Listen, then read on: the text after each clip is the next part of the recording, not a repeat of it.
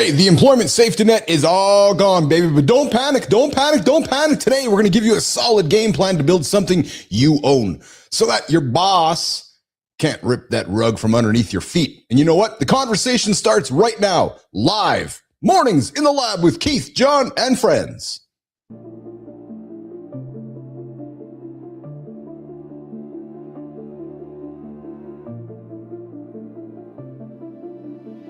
Welcome to Mornings in the Lab, where when something negative comes up. Building muscle improves blood flow. From squirting to squirreling.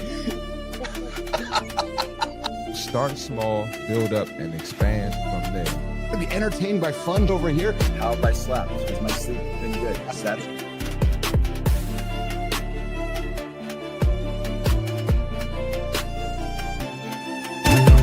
Doesn't come from breaking the rules, you guys.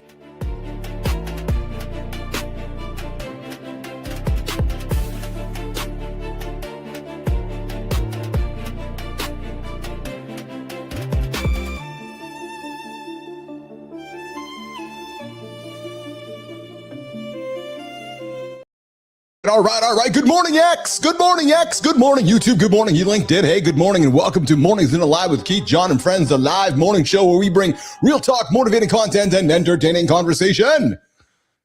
Yeah, for men who want to start the day with momentum. No energy here and on the show this morning. Hey, if you're joining me from Manitoba, welcome to the winter blizzard, of 2025. Yeah, baby, a lot of snow up there, a lot of winds out there, a lot of blustery activity. So, hey, I don't know where you're joining us from here today, but Manitoba is being inundated with a blizzard. Yes, loving it. Hey, guys, today is not a sip of coffee and vibe today. No, the handsome chief has got a lot of energy on the table today. Big show. It is a get your ass up tight in the laces and fuck, man. Oops, forgot to tell you guys. This is an R-rated show. Sorry, Neiman, I got ahead of the words. Guys, R-rated show, true story. Sometimes it gets X-rated. So if you got kids around, I'm sorry that I just offended them. Yeah, actually. Hey, and I also invite you to like the channel, subscribe to the channel, comment on the channel, come join us in the comments. We got a good time out there. Good morning, good time. What's shaking, brother? Jimmy, we got a clip from Good Time today. We're going to drop it out here this morning. Looking forward to that one. Yes, and hey, guys, this is a live experience. Yeah, and we want you to be part of the conversation. Do you have a side hustle while you're being employed? Because if you saw the employment results released this week, yeah, you all just might get that call coming up saying, hey, sorry, Joe. And hey, I got the call. Good Time one day. Hello? Hello? Yes? Okay, yeah. Oh, hey, what's that? Oh, you want to take the company in that direction? Okay, great. Yeah. What? You want me to go in that direction? Holy shit. So guys, I've been there. So if you are one of those guys that either is out of a job, might be on the way out of a job, or potentially could be out of a job, today's the show. Because I got the solution for you. Your experience, your knowledge, your value is more important than ever. We're talking about it coming up on the show here today. And guys, I already told you it's an R-rated show. Yep, it is R-rated, sometimes X-rated. And listen, don't hit that snooze button. Good Time doesn't hit the snooze button. Who's Good Time? That's Charlie. Yeah, Charlie's one of the OGs here in the lab. He's grabbing a coffee with us this morning. So you've hit that snooze button. You're 9 minutes behind Charlie. Who the fuck wants to be 9 minutes behind Charlie? Well, first of all, in my experience, I don't want to be behind a guy named Charlie to start with. Next thing you know, I'm 9 minutes behind Charlie. And if you did it 3 days in a row, you're actually 27 minutes behind Charlie. So fuck, man, get your ass up out of bed or else Charlie's beating you. And you don't want to be the guy bet by Charlie. Yeah, true story. All right, hour one, guys, coming up and getting after it. Oh, who's this? Patrick Ross. Melissa, Jimmy, we got Patrick Ross. Good Time, we got Patrick Ross in the community today. I look like the type of person whose only touch with a woman was a physical shove, meaning no. No, actually not. Patrick, where are you joining us from this morning? Good morning, Holroyd. Good to have you in the community this morning. Hey, guys, coming up on the big show here today, hour one morning loop. We're kicking the door open with the trending conversation of the day. Avengers Doomsday linked. But it's actually the warning that every man needs to hear. Yes, guys. And no, we're not turning this into a TED Talk. No, we're just going to say this. Whenever the world gets obsessed with end of the world stuff, it's usually because real life already feels like it's wobbling. Yes, and as they head into the holiday season, much of us are wobbling. I'm somewhere underground in Virginia. Good to see you, Patrick Ross. Hey, are you in the underground mines where they have all those files stored in the U.S. government still in paper? Yeah, I've heard about. Oh, Patrick was in Kindness Rising too. What's going on, Patrick? Yes. Yes, Patrick was shaking, brother. Yes, so hey, listen, sometimes, we'll leave that alone. Patrick, say hello to Melissa. Patrick, say hi to Sullivan. Patrick, say hi to Good Time. Patrick, welcome to Mornings in the Lab with Keith, John, and friends. You were hanging out with buddy Matt, Kindness Rising. Well, I'm glad you're hanging out with us right now as well. You are welcome to hang out with us. This is the big show here. We do crazy shit, stuff that's quite unpredictable. Hey, coming up around, I've been telling you guys the future's coming. I was telling you guys the future's coming, and the Oscars. Yeah, we all grew up with the Oscars. The Academy Awards, guess where they're going, guys? They're going to YouTube. Where are we? YouTube. AI systems hitting 95% accuracy for personalized health monitoring, and Netflix signing a deal. Yes, good morning, New Zealand. Yes, what's going on? Get Rex 2797. What's shaking over there in New Zealand? I got a blizzard here in Manitoba. I guess New Zealand's summertime, ain't even? I guess New Zealand's in the summer, right? So yeah, we are in the blizzard time of Manitoba right now in Canada. Center stage, we got Joe DiBianca. Oh, we got a guy who went from, listen to this one. We got a guy who went from being a mafia bodyguard, true story, to an addiction specialist. Yeah, talk about a complete identity rebuild. Stick around for that transformative conversation coming up at the bottom of the hour. Anybody whose name is Joe DiBianca, I'm just thinking right away he's probably involved with the mafia. Hey, what do you think, Patrick? What do you think, Good Time? I'm thinking he's somewhere, but I do go underground a lot. Hey, Patrick, you're going to do just fine here in the lab, man. Dropping comments like that. You are underground or underwater or under the covers, or hey, we talk about life expectancy work here on the show also. And Patrick, if you're new to that, life expectancy work is widely suggested for us men and women so we can live longer.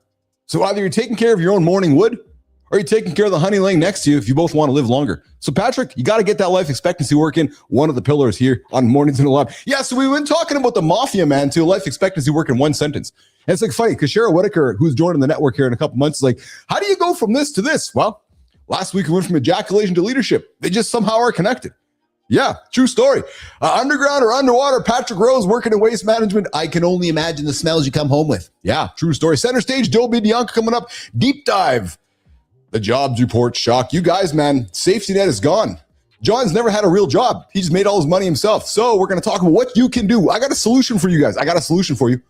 If you're thinking about where you're going, I got a solution. And then, hey, how human evolution is falling out of sync with modern life. Yeah, Johnny's going to love this one because we're talking about how the body was designed to go catch food, caveman, but all this technology is messing it up.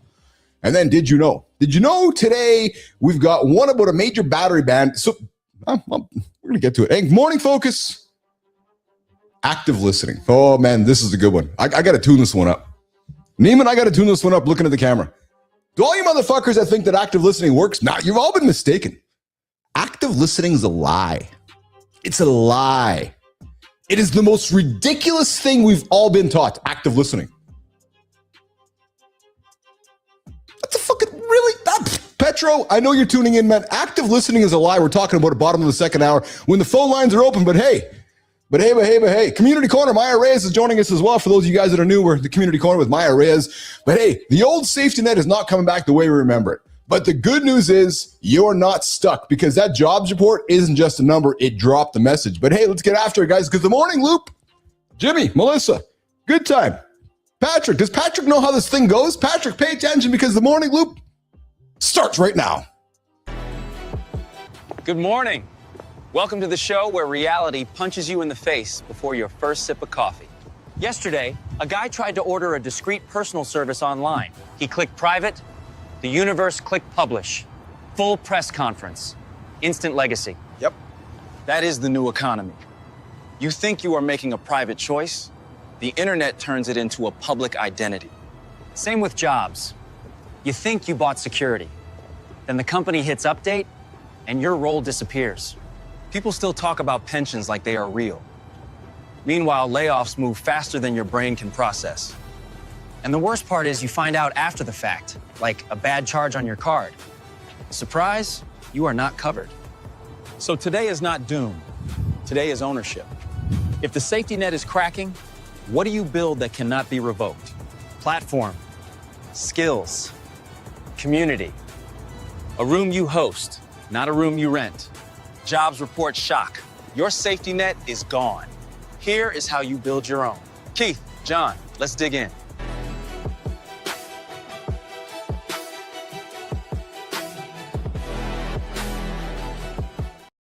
What's going on, X? I see you guys out there. A lot of you guys tuning in on X this morning. Welcome to Mornings in the Lab with Keith, John, friends. That guy over there, that little man over there, like that little man over there lighting up a cigar, that's my brother. Yeah, from a different mother. His name is John Anderson. What's going on, Johnny? What's up, brother? How are you? I'm pretty fantastic. Two things today, though. Massive blizzard here in Manitoba, like big blizzard out there. So big snow and blizzard. So don't talk about cold. Big blizzard today.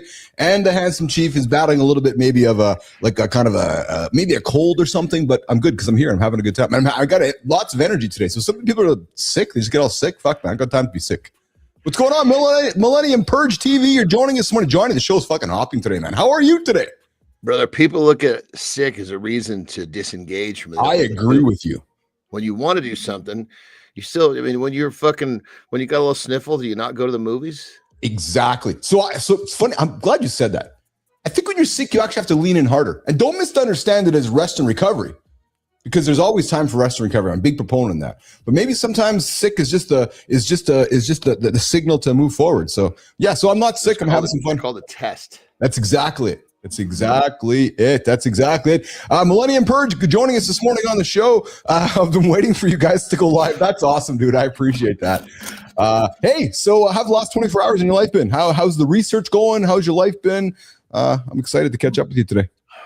Good. You know, funny enough, I had a interesting discovery, but it wasn't really about my back, my leg, I should say. Oh, my nerve. Dude. Yeah, I've been just kind of tweaking and playing with different like brain fuels, if you will. Yeah. And so I basically paired, because I was kind of bringing this in single file so I could understand them. Acetyl carnitine. Yeah. I did that for a while. Have you ever heard of that one? Yeah. Then alpha GPC, that was added to the mix. Okay. And that's, which is the precursor to choline. Okay. When Yeah. Three of those. When I put all three of those in there, so I brought them in one by one. This is the third day of the three. Like, holy shit, there is fucking no question that this is, you know, fueling my brain. So don't take this the wrong way, but shut up. Like, seriously. I mean, and funny enough, what I realized is part of it's interesting. Call it my burnout, if you will. Yeah. That's what people kind of register. Yeah. The candle so hard. Yes. This year was a heavy one. Well, and I realized, this was probably more of what I experienced than a physical. If that makes sense. Mm-hmm. So 50, almost 54, just still discovering crazy shit. I love it though, right? I love it. So let's get into it. So 24, 48, almost 72 hours ago, we kind of got into this conversation about it. So are you saying to me 72 hours into this discussion we started on Monday that you're feeling more optimistic about what you're learning? Oh, 100%. No tingling? How's your tingling in your toes? Oh, no. I'm sorry. We're talking about my brain, or we're talking about my nerve now? Your nerve. Yeah, a little bit of both. Switch gears. Okay, yeah, thank you. I would say, definitely the discovery today, yesterday was not as big, but the goal is to learn something every day. Yes, exactly. And yes. I'm definitely learning positions. I'm learning last night when I took a piss, I only zinged myself one time. Oh, okay. Yeah. And it was so weird. So I got in the right position, started taking a piss, and I'm sitting there kind of just relaxing and waiting for everything to come out.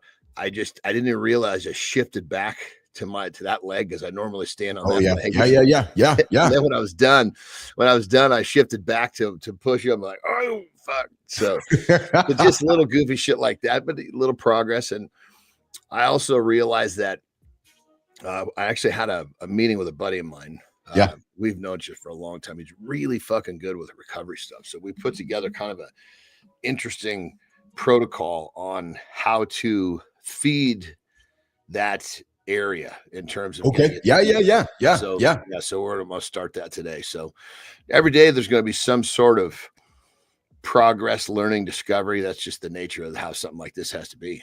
Well, and we have the show for that journey. That's what we do here every single day. Speaking of journeys, John, dude, I was excited for today's conversation to get this, man. We got a dude coming up on the show here today who, before started helping men overcome porn addiction, overcoming emotional dependency, and overcoming self-sabotage. The dude's living a completely different life. Lean into this one, man. We're talking kingpin status, running multi-million-dollar cocaine empire, serving as a bodyguard for high-level mafia figures growing up in the Bronx. So he was the bodyguard, not running the Yeah, whole so that's just my unit. words. Yeah, so he's the bodyguard. He's had addictions, but the guy's coming up at the bottom of the hour. So I'm pretty. So anybody you kind of lean into the word mafia, you know, there's stories to be told, right? So it'll be curious bringing Joe DiBianca into the show here later on at the bottom of the hour here, guys. This morning on Mornings in the Lab with Keith and John. Looking at the comments quickly, Johnny, we got a new one in the show here today. Patrick Ross, Patrick meet John, John meet Patrick. Patrick's joining us from Virginia today. Stumbled onto the show, joining us from Kindness Friends. To get this, he works in Virginia, underground or underwater and waste management. I used to work in a strip club as a fry cook bouncer. One of my bosses, I'm 999% sure, used to be in the mafia. Dude, if you worked at the strip club, probably so. Sometimes you just fall into your weirder jobs. So that's Patrick Ross joining us this morning. And then Millennium Purge is here as well, hanging out. And then Holroyd says, been there, done that. Because one of the topics we're talking about here today, Johnny, is the jobs report came out this week. And I'm actually linking it to two conversations today. I'm linking it to, we talked about it yesterday, taking control of your own future. Don't worry about somebody firing your ass. You know, especially men that are our age, 40, 50, 35, 40, 50. We're at a point now where take some control over your future. We're going to talk about that because Holroyd says, I've been there, done that all of a sudden. Good morning, Gordo. Tex from Texas. Good to have you on the show here this morning as well. Wow, we are rocking and rolling here today, which is a lot of fun here. So, dude, a lot of shit is changing. You see, like silver reached an all-time high. Yeah. Right. It's actually growing when gold is not, which is normally not the case. I mean, there's some weird shit going on right now. Well, I'll tell you some stuff that's weird shit going on there. So a few quick things. So you know that we are building the future of live entertainment here on Mornings in the Lab with Keith, John, and friends. Well, I love putting these things on the table because it keeps supporting what we're doing. Well, you and I grew up with the Academy Awards, the Oscars on traditional television. Well, Johnny, prefacing what we are doing, they are moving to YouTube in 2029. So there you go. Things keep changing, right? I'm telling you, you and I grew up with what? ABC, CBS, NBC, and Fox. The future is going to be Netflix, YouTube, and Amazon. That's it.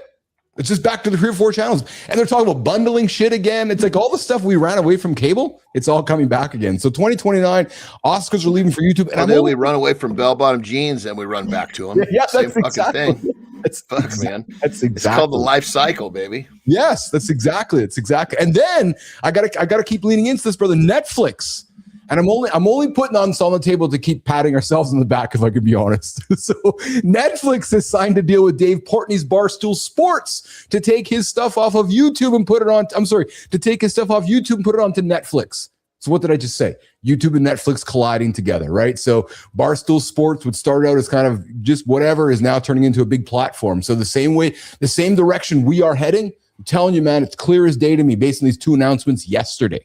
Like it's just, and then the Warner Brothers, we're going in the right direction, brother. We absolutely are. And then what else can I tell you? This reminds me of, brother. Yeah. So when I was young, told this story before, I discovered high levels of protein just fucking worked for me. Yes. So because it worked, I did it. And I wasn't worried about what anybody said. I knew that I could see my future. My future was much brighter doing this, and I could see it very clearly. Yes. But I was fucking 2 decades early in terms I know you were. But the point is this is just the same thing. When you kind of know, and you just fucking get on the goddamn train and you enjoy the fucking ride. And that's we're doing. That's exactly it. And you just, you keep your head down. That's why I so love the analogy. I hadn't heard it before. And you said to me a few months back, you're like, oh, you mean that's like being in the gym or what you said in the football field? You put your head down, 4 yards, head up, 4 yards, head up, 4 yards, head up. And that's exactly what it is, right? So as we head into 2020. Actually, this is beautiful. This is a new one. This is a show first. He took two of them and put them together and still fucked it and really fucked it up. What the sayings were is all we need is 4 yards of carry, because after 3 carries you get 12 yards, you get a first down. That was that one. The other one was the analogy of being underwater. You put your head down, work, come up. Nothing's changed. Fuck. Head back down. Work. So he combined those two. But it wasn't terrible. I got to give it to you, bro. I'll tell you something, man. I got a segment coming up at the bottom of the second hour that active listening is a lie. You are one of the best listeners I have ever known. And Dude, if you try to convince Terry of that, please.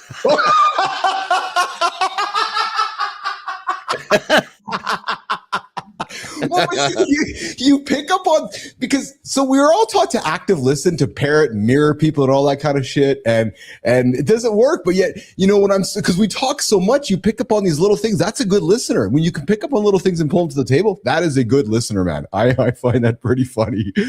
Hey, so I know that you are all about the analog experience, and I respect that, but I've got something here on the table that I'm quite intrigued by, that this might move you and I in a similar direction. So those AI systems are achieving, and hear the clear word here, Johnny, with the word I'm going to pull on the table here.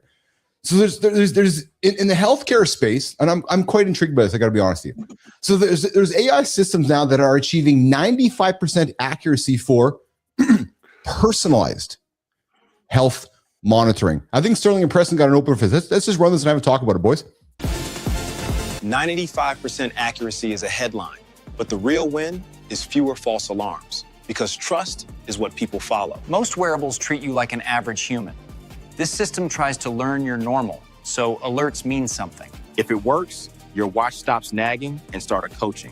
Quiet, personalized, and actually useful before things get worse. So to summarize this, I know you and I get frustrated at the generalization of this stuff, right? Because I'm like, hey, my sleep score is this and it's not this.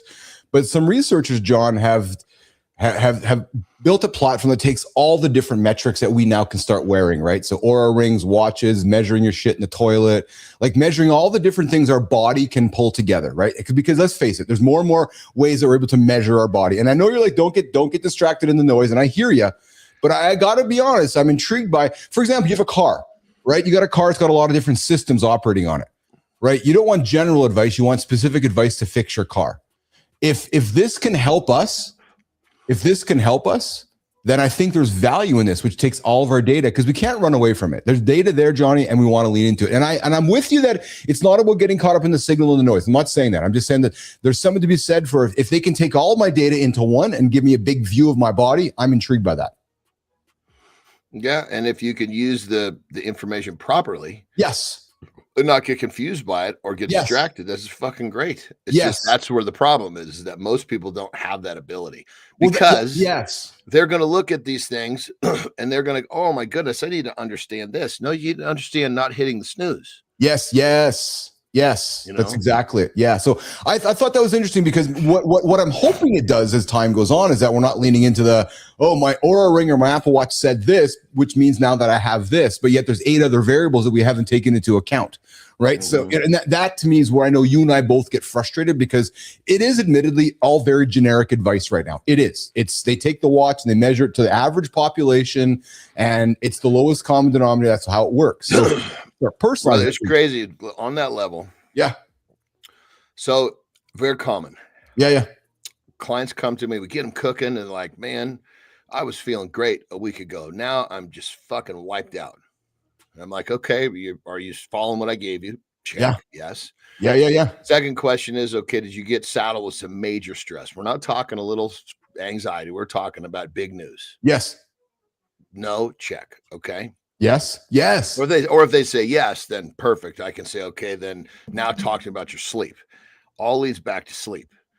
Brother, I'm telling you right now, it's 85% of the fucking time. It's because people they just don't understand sleep. So like I had this guy with just recently, and basically he was always tired. And I said, look, we just need to just try this. He resisted me. Set an alarm 2 hours before you normally go to bed. Yeah. That gives you alert, start getting to bed. And I said, let's just do this for a week and see what happens. Right? Yes. Yeah. And so he finally got on board. And because, the first time he was resistant, so I had to pull some other fucking strings and said, okay, this is the one that's going to work, because I know these other ones didn't. I knew they weren't going to work anyway, but this is the way I had to communicate. Yes.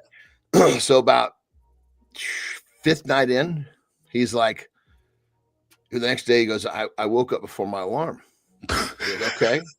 Yeah. How do you feel? Yeah. Because I actually feel pretty good. I said, okay. Well, do you see the difference? Before, his alarm was like breaking his back to get him out of bed, and he took hours to get woke up. I said, now you understand the difference between your body having the rest time it needs and not. When you can get yourself to, and this is the lesson to all of this. Yeah, you know, all of this information is great, but if you get yourself to bed at a certain time regularly, where you can actually wake up before your set alarm, that is one of the big, and keep in mind, waking up because you're naturally waking up and feeling good. Yes. This is like one of the fucking most key components, because now what you've done is you've gone from taking your body to where it's always trying to get what it needs versus it takes what it needs and wakes up and says, let's go. That is the biggest fucking line in the sand in an overall human's performance in just about every regard. I'm with you. I often talk about the example of being proactive or reactive. If you're reacting, you've lost. If you're proactive, you're winning. If your body's waking up before your alarm, your body's saying, I'm ready to go. You're actually you're proactive. You're getting up and getting after it. You're not reacting to, oh, I'm still tired, I got to stay in bed. But here's the interesting thing, you brought up sleep. So Shohei, how do you say his name? So Shohei Ohtani, Johnny, he aims for 10 hours of sleep at night. So anybody who's disputing the value of sleep, man, you know, allegedly maybe the greatest baseball player playing right now, the guy aims for at least 10 hours of sleep per night. And that's like, think about that, man. So our day is 24 hours. And the guy's like, he's sleeping almost half of his day because he knows the value of sleep. Like, think about that, brother. So 2 things on that. So dude I wrestled with named Shelton Benjamin. Yeah. Really massively good athlete. He was a NC2A heavyweight champion for collegiate wrestling. Okay. Got signed right to WWE. Has been a pro wrestler. He's just a little bit younger than me. He's been a pro wrestler for 30 years. Yeah. The dude looks like he's Jesus Christ, he's probably close to 50. And he looks like he's fucking 25. Sleeps. I've never met a dude who sleeps so much in my life. Well, it's interesting you say that because look at Otani's face. He looks like he's 10 years old. And I'm saying exactly. Right? Rejuvenation, baby. Rejuvenation. Yeah. Right. Do you know the name Tom? I think it's Bill Yu. Maybe I'm mispronouncing it. He was a creator of Quest. Sold it for $1 billion. The Quest bar. He sold that company for a couple $1 billion, right? And started it with 10 grand. Wow. Yeah, and he did it in a fairly short period of time, like 5 That's what I thought. Years. 5 years. Anyway, really fucking successful dude, smart fucking guy. Clearly, yeah. He says, I don't have a set wake up time. He goes, I have a set bedtime. Yeah, I go to bed, and when my body wakes up is when I get up. That's awesome, man. He's always operated that way. Yeah. So he's been at full fucking speed the whole time. Yeah, Most people do it fucking backwards. Yes. That's think about it. That should have been the fucking way we do it. We should have been taught to go to bed at fucking 8 o'clock, wake up at 6. You got to be back to work at 8, but in the morning. But that's 2 hours that you've got. You woke up 2 hours before you needed to naturally. Good morning, everybody. We got Joe DiBianca hanging out in the green room. I see you out there, Joe. We'll bring up in a couple minutes. Former Mafia Bodyguard guy joining us this morning on the show. Johnny, here's what's interesting though, right? We talk about these 3 things often. Nobody taught us how to go to bed on time. Nobody taught us how to pick a partner, right? 2 of the biggest decisions of our entire life as human beings. Nobody taught us that. But yet, Johnny, my 16-year-old daughter is going to high school right now. And what is she learning, Johnny? How to color a map. When I look back, right? It's fucking crazy. I mean, the stuff that we learn in school doesn't matter. I mean, we learn geometry versus how the money's created. Oh, I know how it's created, Johnny. We print the press, print the money. How are we going to pay for it? Well, we're just going to print some more. Most people still don't understand the concept. I know. See, everybody thinks, and for everybody, check this out. Try to sum this up. And if I fuck this up, please jump in. Everybody's worried about inflation, about shit getting more expensive. Yes. Right. It's not inflation. It's the fucking devaluation of the dollar is what's happening. Yeah, well, like certain assets don't get more expensive. Well, the dollar loses value, so it takes more of them to buy it. Well, so it's funny because the man with orange hair had a conversation yesterday in front of the nation, and he actually, what he talked about was deflation. And then I'm like, hold on a second here. I don't know if we want deflation happening, because that, to your point, is that's almost even worse. Well, that's exactly my point. So it's explain deflation so people understand. It's the opposite of inflation. That's exactly. Let's get Grok to do a good explanation for it. So, hey, Grok, explain deflation to the audience for us. Yeah, I wouldn't know how to do it simply. Deflation is when prices fall, money gets stronger, and suddenly everyone's paying less. Sounds brilliant until you realize no one buys today because tomorrow it's cheaper. So businesses close, jobs go, and the whole engine just freezes. Simple rule: inflation robs you slowly, deflation chokes you fast. There you go. Right. So inflation is the biggest form of tax. Yes. Yeah. 100%. And it's not changing anytime soon. So good morning, everybody. Hanging out with Keith and John here on Mornings in the Lab with Keith, John, and friends. We have Joe DiBianca joining us in a quick second here. I see him there in the community. I see him there in the green room there. So one last quick thing I want to get to, Jimmy, before we bring Joe into the reasonable printing money causes inflation. Yes, it absolutely does. We do not need any more money printed. We just need people getting to work. Hey, quickly, before we bring Joe in, Jimmy, there is a warning every man needs to hear this week. The Avengers Doomsday linked, and it just kind of leans into what's happening right now in the world. The Doomsday trailer just leaked about superheroes, and it's a mirror for every man watching in this segment. That's Jimmy, you got a clip for this? Let's open it. The wildest part is Captain America choosing a life, not a mission. That is the plot twist men avoid. Because work lets you feel needed, but fatherhood and marriage need you present, not impressive. We're breaking down priorities, sacrifice, and the lie that saving everyone at work makes you a good man. So the new Avengers movie is coming out this week, and I only put it on the table because of the metaphor that I thought was quite interesting. So to those of you that paid attention to those movies, Steve Rogers is coming back, but it's because he's choosing fatherhood over fighting. And it just again leans into the topics we have here on the show about, who we are, who's our true identity, what our purpose is, what we wake up for every single day, talking about self-forgiveness, mental health. And we all have this doom variant inside us, this version of ourselves, Johnny, that lets bitterness and ego win. And this upcoming episode with this later this week leans into some of those topics and themes, perhaps somewhat heavy, but also perhaps meaningful in today's world. So guys, I invite you guys to check this out. I put it on the table today because just what it means to the world here today. And when Steve Rogers left that franchise, comes back, it's really about, looking in the mirror and asking yourself, the imposter syndrome we deal with, the egos we deal with, all these things we deal with as men. And then we wake up going, okay, this is how it works. So that's coming up with, the crazy part about that, dude, is if we were properly coached or taught in school, yes, we would embrace imposter syndrome. That means you're fucking doing something you haven't done before. That means you're making progress. Stop fucking being a bitch and go pursue that. No, but instead we're teaching our kids how to color a fucking map. That's exactly what we're doing. I agree with Johnny. Hey guys, after 15 years, this guy discovered. And you probably had to pay for the fucking crayons too, didn't you? Dude, fucking rights, man. I paid whatever. You can't even, the school costs $12,000 a month, and they won't even provide the fucking crayons. And then they ask you to do like 65 hours a month of fucking volunteer work. Oh, don't even get me started on that. No, dude, I know that fucking job. Dude, I know that fucking game, dude. That's why I contributed what I love to do. Yeah.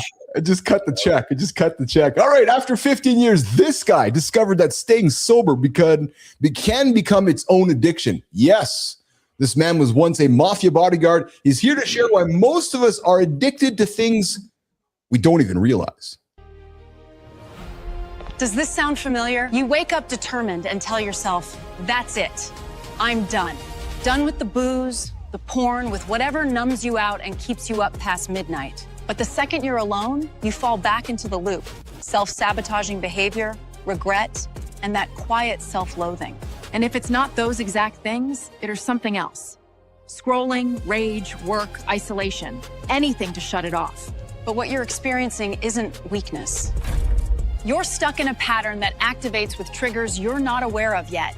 And our guest today can help you break free. Joe DiBianca is an addiction and success coach who specializes in why men do what they do.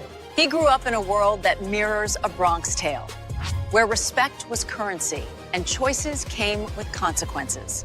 Then he built a multi-million-dollar operation that lived in the shadows, moving product, collecting cash, and managing fear. At one point, he even worked as bodyguard for a high-level mafia figure. Fast forward to today, Joe has been in recovery for 15 years and helps men eliminate self-sabotaging patterns. He talks openly about sexual trauma and helps people overcome emotional addictions, something most have never heard of. So if you've been trying to fix yourself by sheer effort and it keeps failing, you're not crazy. You're missing the map, and Joe can help you find it. He's here to help you understand destructive patterns, what feeds them, and how to break them. Joe, thank you for joining us today. Welcome to Mornings in the Lab. For the last Dude, you see Sophia's stance there at the end? She's standing like the fucking linebacker. Her feet were out wider than her shoulders. For the last, Is she gonna come fucking tackle me now? our very own Sophia Grant bringing it. Hey guys, for the last 15 years, Joe's been in recovery, but he's not just another coach, baby. No, he's been spouting feel-good mantras. He's raw, he's honest, and he doesn't just follow trends. Nation, how about a warm welcome for the man this morning, Joe DiBianca. What's going on, Joe? What an intro. Super impressed. Super fucking happy to be here. I love the energy, gentlemen. Fucking love the energy. Yes. Yes. Joe, where are you joining us? So anybody named Joe DiBianca, I got to think is coming from New York City. Am I wrong? Or somewhere in New York? You're close, man. You're close. Philadelphia. Oh, there you go. Just down the road where Rocky did his thing, eh? So awesome. Exactly. Dude, I was excited. Exactly. I'm so excited to have you here today. I don't even know where to start. John, meet Joe. Joe, meet John. Joe, do you know who John is? I don't know any of y'all, but I'm glad to be here. Well, welcome to Mornings in the Lab with Keith, John, and friends. Johnny, Joe specializes in something most people have never heard of: emotional addictions. While everyone's talking about drugs and alcohol, he's helping men understand the invisible chains, the addiction to validation, to chaos, to staying stuck. Joe, how did you get there, man? How did you get there, Joe? Dude, what a fucking story that is. You know, in early 2000s? Oh, wait, by the way, Joe, you can swear on this show.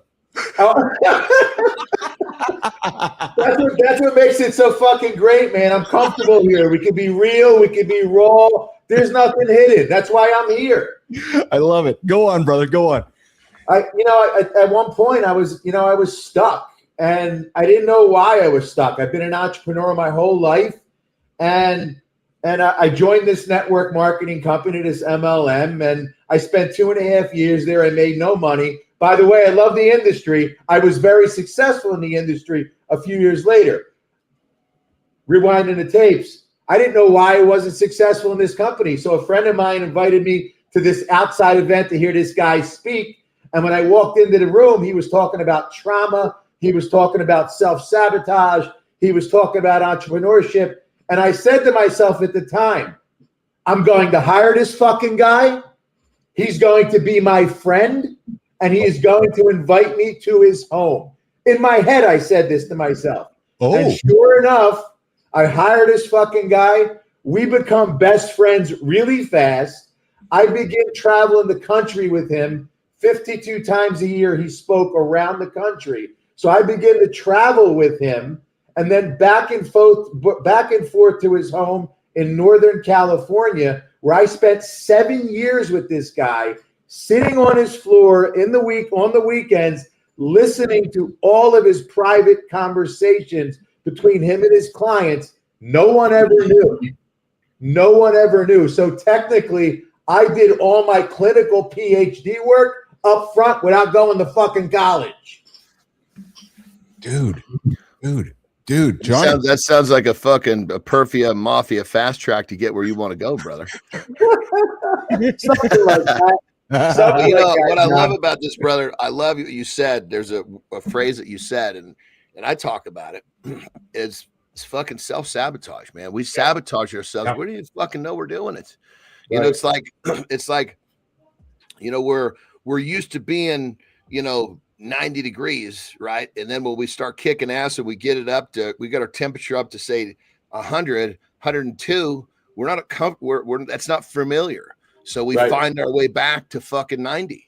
And it's like you got to make a conscious decision. Okay, I'm going to stop this. Like one of the things that I do and I have my clients do is every fucking day you need to look at what you did, what mistake, what behavior pattern, what habit did you execute that held you back. You got to find that thing and work on fucking removing this shit. Maybe it's eating when you're not supposed to. Maybe it's fucking losing your cool over something stupid. Yep. But it's like this whole idea of just removing a few things and will lead you to realizing, goddamn, look at all the self-sabotaging I'm doing. And a lot of times people have the efforts they need to move forward, but they can't fucking keep it. It's just this up, down, right? And that's the whole fucking life. Yeah, I let you talk on that, brother. I'm sure you got a hell of a lot more to say it than I do. Well, John, you absolutely know what you're talking about. I can hear by the way you speak that you're very familiar with this topic. And it leads me to what I tell my clients. We become the mind-body connection to the events that have shaped our feelings. And if we don't understand why we do what we do, then we'll keep on doing the same thing over and over again. Yes. Fulfilling a biochemical addiction to those feelings that we don't even know that are there, because the ego of the addict always wants a little bit fucking more. Give us a little bit more. Yes, dude, I love it. I always say, look, we're fucking all drug addicts, and we're addicts to the chemical we get the most out of our brains. So if we're used to stress hormones, we're comfortable there. All of a sudden, too much good happens. We got all the other fucking positive chemistry, the dopamine and the serotonins, and this shit coming out. Like, this is great, but handling it for a short period of time is okay.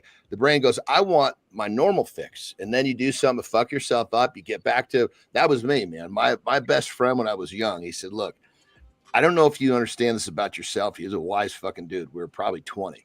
He goes, if you don't have drama in your life, you'll create it for yourself. Drama and chaos addict. I treat them all the time in my practice. Crazy. Yeah. Dude. Yeah. Our guest today, Joe DiBianca, addiction and success coach, human behavior expert, and someone who's seen both sides of the street in ways that most of us can imagine. Good morning, everybody. Hanging out with Keith and John here on Mornings and Live with Keith, John, and friends, and our guest, Joe DiBianca. Johnny, let's go back to the beginning with Joe. The childhood that made you, brother. Your childhood was literally a Bronx tale. So walk us through what shaped you in those early years. Like, what lessons from the streets, true story, stuck with you, even in your work today as a coach? And then second to that, Joe, what's the biggest misconception people have when they romanticize the mob adjacent lifestyle? Wow. Honor, integrity, respect. It taught me respect at a young age. You know, being a little boy, just like you see in the Bronx Tale. You're serious about that. You're saying honor, respect, is integrity. You're saying that was the most important things you learned. You're saying seriously. From that group of men, absolutely. Yes. Interesting. Absolutely. Yep. But from a little boy, you know, sitting on my stoop, you know, these guys each family would have these little candy stores in the neighborhood. Yes. You know, just like you see in the fucking movies. Yes. And they would stand outside, whatever, play cards inside. And I would just ride my bike by, hoping to get noticed by these guys, you know, looking in, going into the store, buying some candy, like, you know, whatever it was, and trying to get close to these guys. And eventually, as I became a little bit older, they used to have me like take a briefcase from here to there, or drive this car from here to there, whatever it was. I started that way, you know, running numbers. How old were you, brother? How old were you when your first task, roughly? How old were you? Yeah. Oh my God, I was 15 years old. Whoa. Yeah. You know, just literally hitting puberty kind of thing. Just hitting puberty and watching these guys, you know, with the cars and the money and all of it was just so much. I wanted to be that, you know, and to be clear, I was never a member. I was a trusted associate who made a lot of money with these guys and built my own cocaine empire separately from that, without ever having to kick up to anybody, because I kept that in the dark, if you could imagine. Dude. Oh, fuck. Holy shit. If they had discovered that, that would have been heavy trauma, correct? I don't think you'd be here right now. They would have took a piece of my fucking ass one way or the other, whether it be monetarily or my skin. They would have taken that. Wow. So Johnny, get this or maybe both. Yeah. So Why not both? Exactly. Let's continue down the path then, because you opened up the door here. So let's talk about the moment that changed everything. I'm a huge fan of the moment, but not the moment you think. There's actually a couple moments before the moment. Let's get into it. So you built a multi-million-dollar cocaine empire. You talked about it. You worked as a bodyguard. And then everything shifted. There's a reason why it shifted. Tell John and I, tell our audience, what was the moment or series of moments that made you kind of wake up and go, oh, I need to fucking burn this down? And was there a part of you that resisted leaving that world that you were in? But before you answer that, lead up to that moment, because there wasn't an aha moment. Something happened, Joe. There was a trigger which got you there. Talk to us about the trigger. How about the trigger was getting caught with the mother load in my fucking car? That was the trigger. Define a mother load. I got caught with a couple keys in my car. Oh goodness! That's a lot of dope. On a Friday night, I know exactly what I was wearing. I had blue Versace jeans, powder blue Versace shoes, a red cashmere TSE top, and a $2,000 shearling from Barney's that those motherfuckers took from me when they locked me up.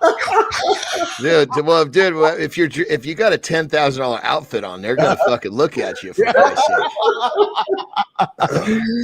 So take us through it, Joe. Were you driving in the car? Were you pulled over? Like, if you take us through that. I was driving in the car, man, like a moron. I was smoking a fucking bowl with the kilos next to me, right? Smoking a bowl. This van. We're on 21st Street in Philadelphia, 21st and Spruce. The van comes right next to me. Undercover fucking SEPTA cops, transit fucking cops. Okay. Oh my, not even real cops. Right, transit fucking cops. What's a transit cop? They have the same authority as Philly cops in the city. They have the same authority to carry guns. Everything's the same. Pull me over. You know, do you have any other drugs in the car? Of course, I say, oh, yeah, that's right on the fucking seat. No, I don't have any other drugs in the car. They go into the car. They pull out the fucking keys. And there I go. You know what I'm hearing from this, Joe, which is fascinating to me, because there's a lot of men that are going to hear what I'm saying, is how invincible you were feeling while you were driving in your car, smoking your bowl. You were like, I'm the fucking man, right? Right? And how old were you, brother? How old? Because that's got to have something to do with it too. Yeah. How old? I was when I got caught. I was 29. I was 29, 30, and I was looking down a barrel at 25 years. How much time did you spend? 1 year probation. Wow. Oh, mercy. Ask me how I did that. How did you do that? How did you pull that off? My best friend happened to be one of the top criminal attorneys in the city at the time. Oh. Long story short, in Philly, they do a round robin with judges. And the reason why they do a round robin in the criminal justice system is so you cannot pick your own judge. Well, what my lawyer friend did is he bucked that system, went to his friend who is the judge, found out when she was going to be on the docket, kept postponing my trial until it landed in front of her, knew the entire year he was going to get me off. He knew the entire year he was going to get me off, but he never let me fucking know. I sweated. That's friggin' perfect, dude. He wanted you to smarten up. Yeah. Dude, I paid off my mortgage, paid off the cars, put money away for when I got out. It was a gift, man. It was a gift. So a gift, hey Johnny, listen to that. You've talked about it before, right? The gift, right? That arrest was actually a gift. Hear the nation. His arrest was actually a gift. Think about that for a second. Saved your life, didn't it, Joe? It did. It absolutely saved my life. And even then, guys, I'm very transparent. So I didn't stop. I stopped selling coke and started selling ecstasy. Yeah. Right. You just moved into a bigger market, dude. Are you fucking kidding me? Like, really? Well, that's what kept me going through the trial. Like, I had to fucking earn, man. But that's what kept me going through the trial, And when I asked my buddy Howard, he said, "Do you know why you got caught?" I said, "Yeah, because I was stupid." He said, "No, it's because you were fucking arrogant." Yeah, I was just going to say, that's exactly what I was going to say. So let me ask this, Brett, direct, straight question. How do you pull yourself out of all that bullshit and keep yourself on the straight and narrow today? I mean, that was a long time ago, gentlemen. Now it's not challenging now to keep myself on a straight and narrow. How old are you today, brother? I just turned 57. Oh my goodness! You look fucking great, brother. You so do. you've had some good fucking life fucking seasoning. Yeah. Thank you. Yeah. So I'm 53, Johnny 53. We're all in the same. We're all in the same group here, Joe. So are you married and children, or what's your life like today, if I can ask?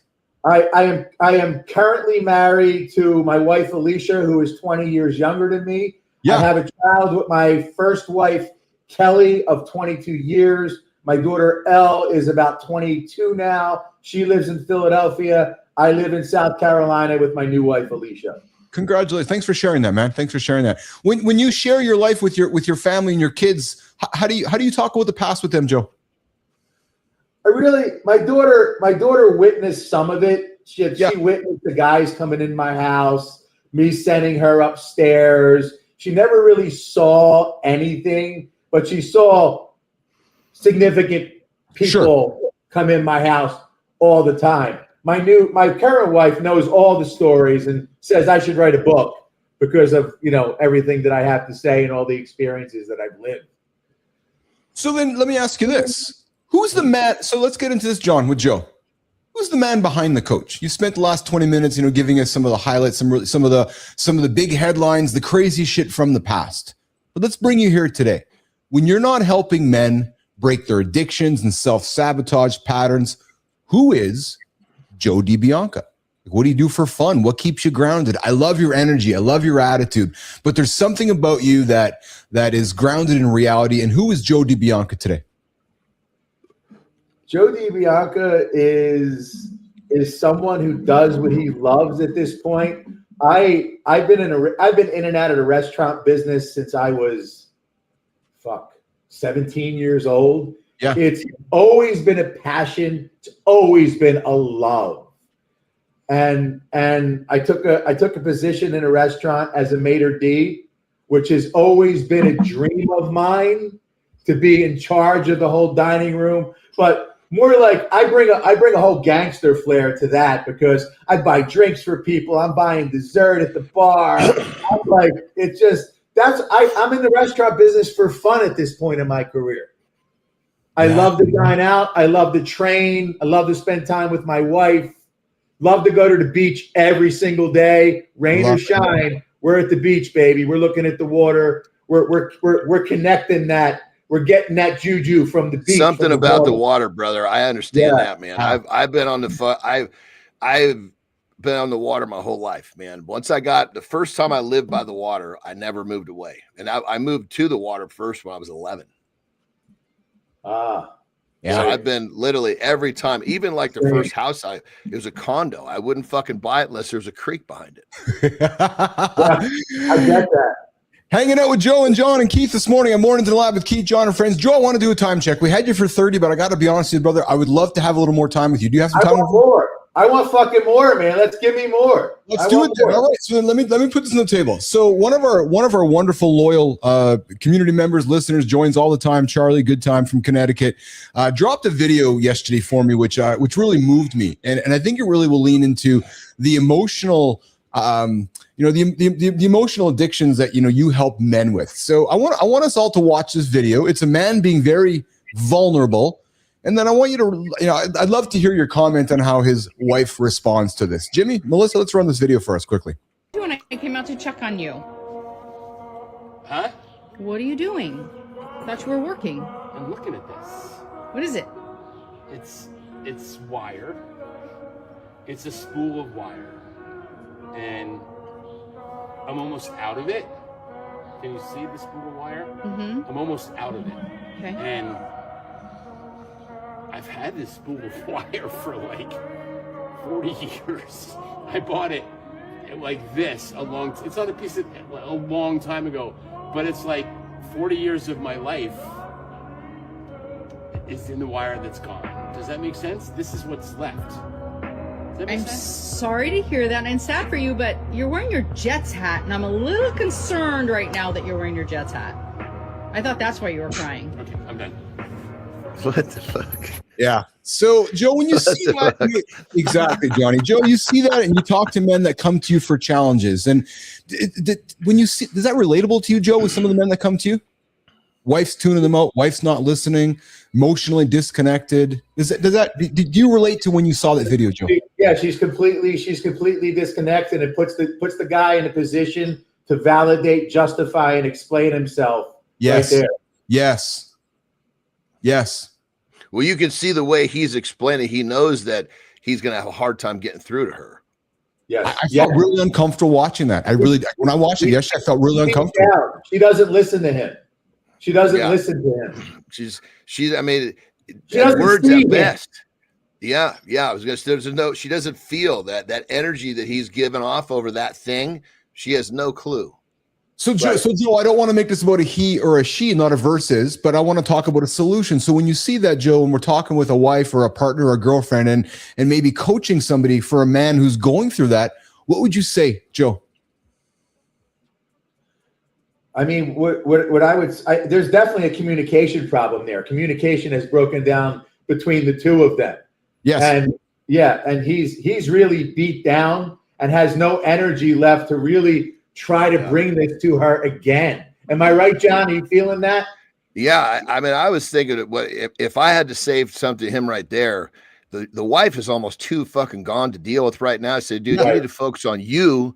Yeah. You need self-improvement is going to make you feel better as you rise up.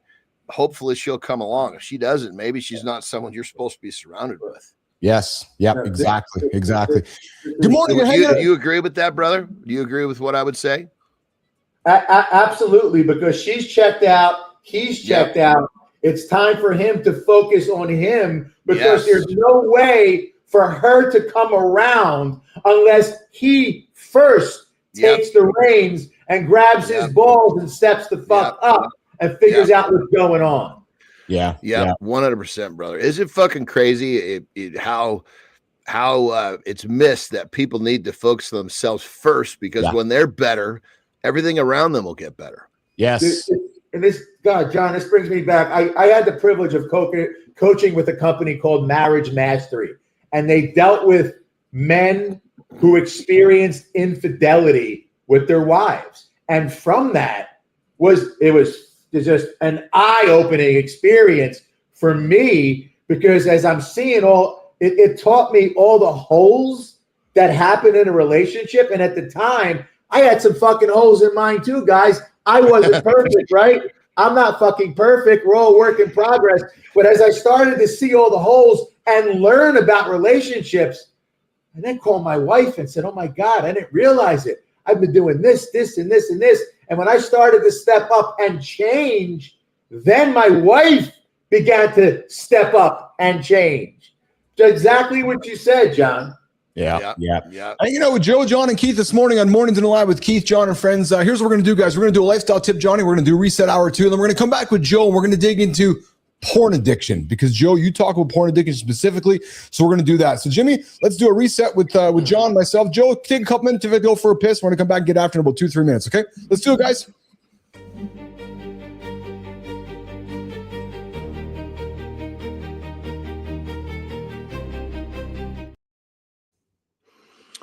All right. This lifestyle tip, it'd be absolutely silly if I didn't take some of the stuff I'm talking about with our man Joe here, who's dropping some serious fucking nuggets for us. We just got done talking about focusing on yourself when there's a problem. Like this video we watched, this gentleman was having a problem with his wife, and communication was gone, and he was just so beat down that like Joe said, there was nothing left for him to try to fucking work on this. So here's the tip. When you're having some sort of an issue, it almost doesn't matter what kind of an issue. One of the best things that you can do is focus on you. People think that that's selfish. Bullshit. I'm not talking about not going to the Little League game. I'm talking about getting your ass up early to find where you need to invest your time so you can start to improve, so you can become better. Because when you get better, everything around you will get better. And I think that's the issue that people miss when self-improvement. I can't invest in myself because of A, B, and C. We're not talking about removing shit from the parts of your life that need your attention. We're talking about creating a little bit of time, and you'd be blown away. 30 minutes a day of you working on you will compound into amazing changes.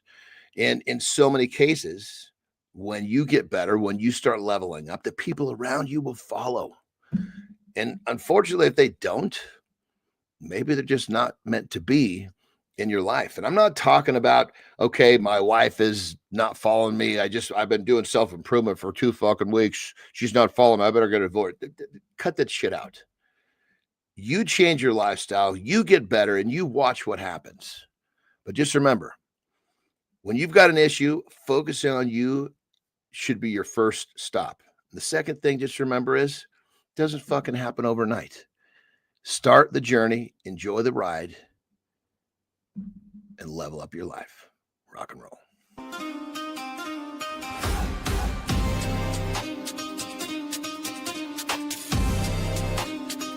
All right. If you just jumping in, welcome back to Mornings in the Lab with Keith, John, and friends. We are in hour 2, guys. Yes, we warmed up with the Avengers Doomsday conversation. It's doom for men and what it means for men in real life. Yes, we moved through other current conversations happening in the world today. The Oscars are moving to YouTube. Portney's Barstool Sports is moving to Netflix. Guys, the future is changing right in front of us. We talked about it this morning on the show, and all signs that the ground under media work and attention is shifting faster than anyone wants to admit. Center stage, we've got the guy right now come back with us, Joe DiBianca, a guy who's lived multiple lives in one lifetime, Mafia Bodyguard to addiction specialist. We're talking honestly about identity, consequences, and what forces change when the old version of you stops working. Guys, coming up in hour 2, right now, we're going to continue our conversation with Joe DiBianca. We're going to get into the deep dive on the jobs report on what you guys can do to change your future. And we're going to dig into some new research showing that human evolution is falling out of sync with modern life. And then we got some Did You Know? But before we do that, Community Corner, we're going to bring back Joe DiBianca back up onto the stage. Jimmy, let's bring Joe back up here and keep the conversation rolling, man.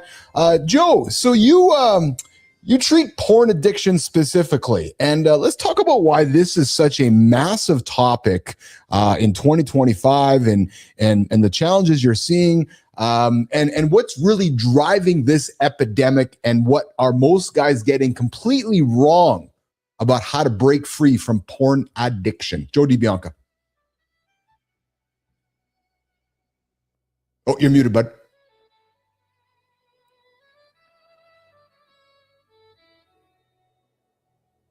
Oh, we got Joe muted there for some reason. I'm not sure why. Joe, if you want to I got you muted there, bud. You want to step back out and come back in? I'm not sure what's happened here, but we got you muted on the there we go. Yeah. So it's funny. We know the age of somebody when we see the glasses going on. Joe's throwing his glasses on to see if he can see why it's not connected. Joe DiBianca joining us here in a quick second while he's sorting that out. Hey, Johnny, you got towels in your house? Jimmy, let's pull this one up. I learned something yesterday about the towels in my house, and I did not know this at all. Until I saw this clip for today's show while waiting for Joe to come in here. So I just learned that, Jimmy, if you get this thing ready here for us to throw this, do you know what those lines are, brother? You know what those lines are? They have a purpose for them. Neither do I, actually. They're called Dobby lines, Dobby borders. They reinforce the edges to prevent fraying, help maintain shape, and add a decorative touch. So not that it means anything, but I've had towels my entire life like you have, and I've always wondered what the hell those things are. And I'm a curious soul. But they don't always all have those, though. Well, I think most of them do, don't they? I'm gonna have to look more closely now. But fuck. Now you're going to go through your house looking, going, hey, Terry, I know what these things are called. But you talked about as a man always being curious and learning something every single day. Well, fuck, I learned this yesterday. I was like, oh, I got to talk to John about this because I didn't know this, actually. I didn't know why they existed and what they were called. But apparently they're called Dobby borders, John Anderson. So, all right, Joe, we got you back, buddy? No, we don't got Joe back there. Joe, maybe refresh your browser and come back in now, actually. Yeah, do that. Just go refresh your browser and come back and join the conversation with us while Joe is doing that. And then, Jimmy, I got one more thing here, too. Someone told Mark Cuban he could literally end world hunger without affecting his net worth. And here's how he answered. I thought this was pretty fascinating too, Johnny. So he was on Blue Sky, one of the platforms, and somebody said, "Hey, Mark, you could actually end world hunger with all of your wealth." And he's like, I would love to. How do I do it? Tell me. I'm all in. And then he was questioned about how he's going about it, and where he moved the conversation was, I believe that I can have the biggest impact on American healthcare by changing healthcare with his cost plus drugs business. But I put this out there because I thought it was quite fascinating that, we talk about all people with so much wealth, and, if you could solve world hunger, would you? And this guy's like, I don't know how I could. It's fascinating, isn't it, John? Well, what is it? Tony Robbins has fed like billions of people now.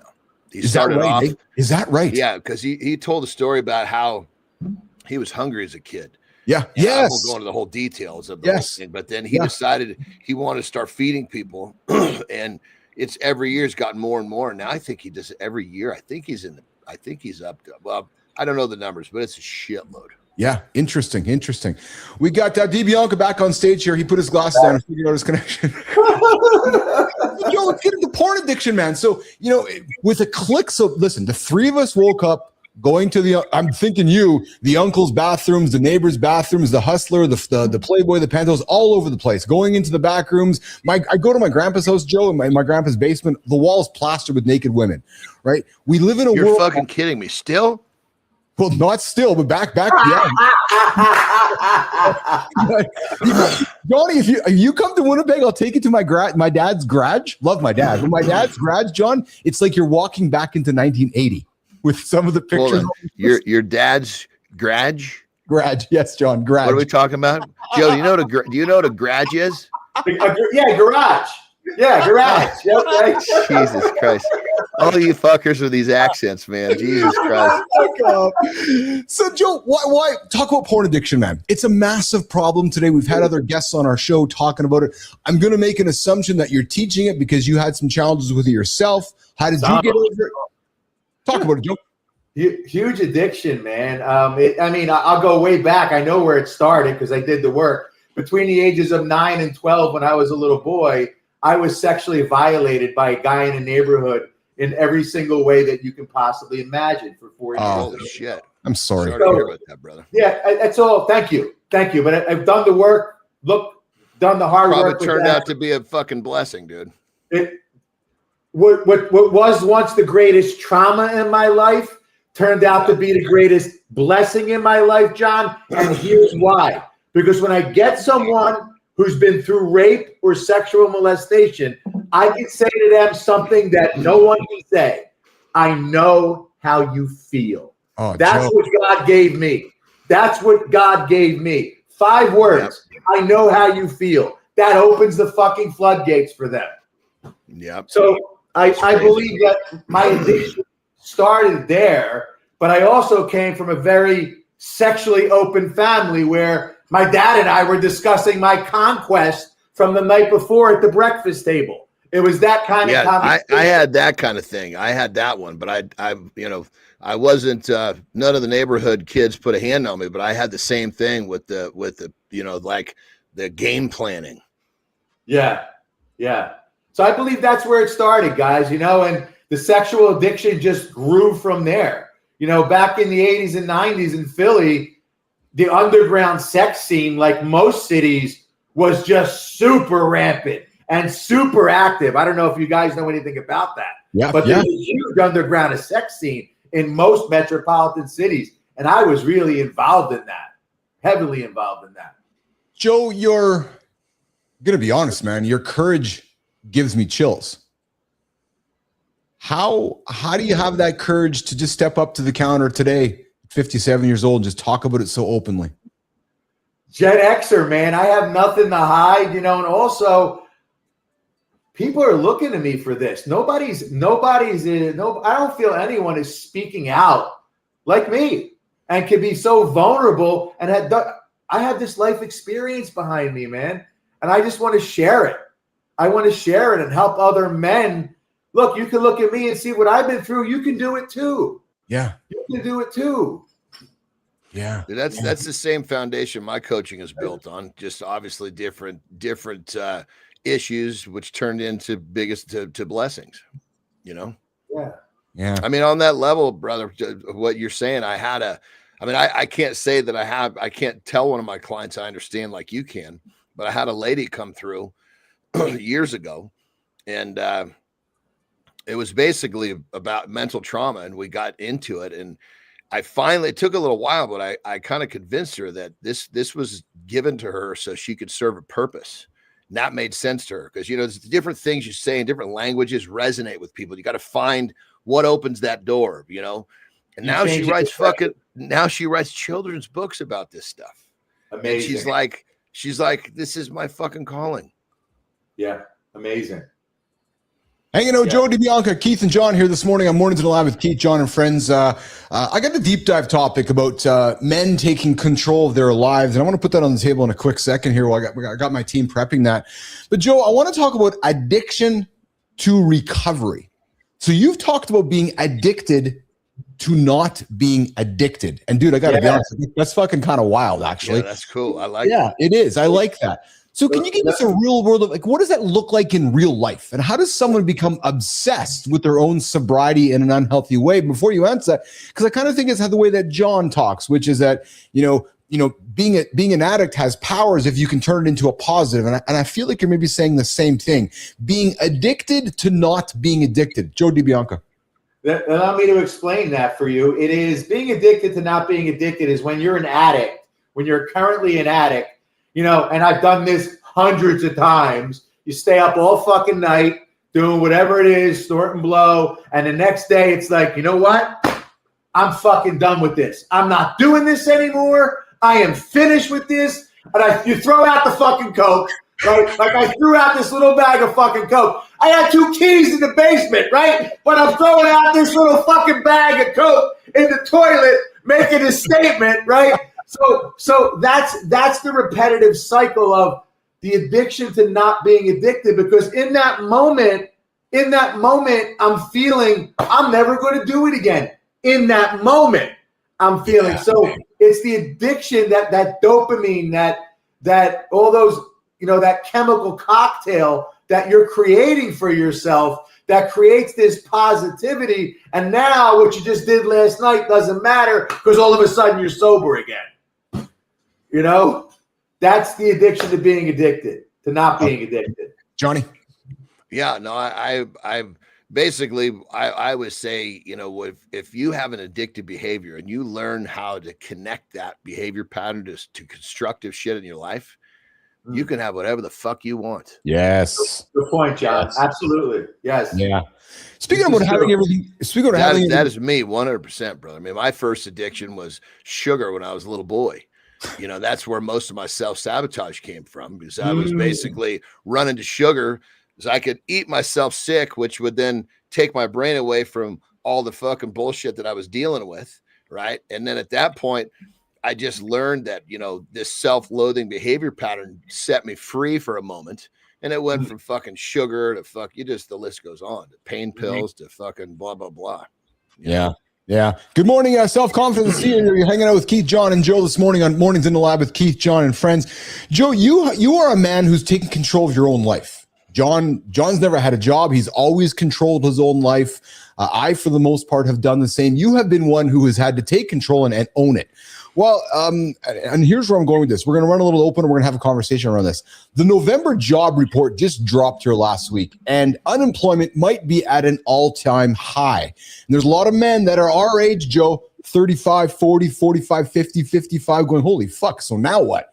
Right? Or might be on their way to now what? So, boys, let's put the conversation started here, because I want to talk about how men can take control of their own lives with this segment. Jimmy, let's run it. Anybody else notice how secure jobs suddenly sounds like a joke they told us in the 90s? Yeah. HR used to be a safety net. Now it's a trapdoor with a smile. And the scariest part? Nobody gets fired for being loyal. They just get irrelevant.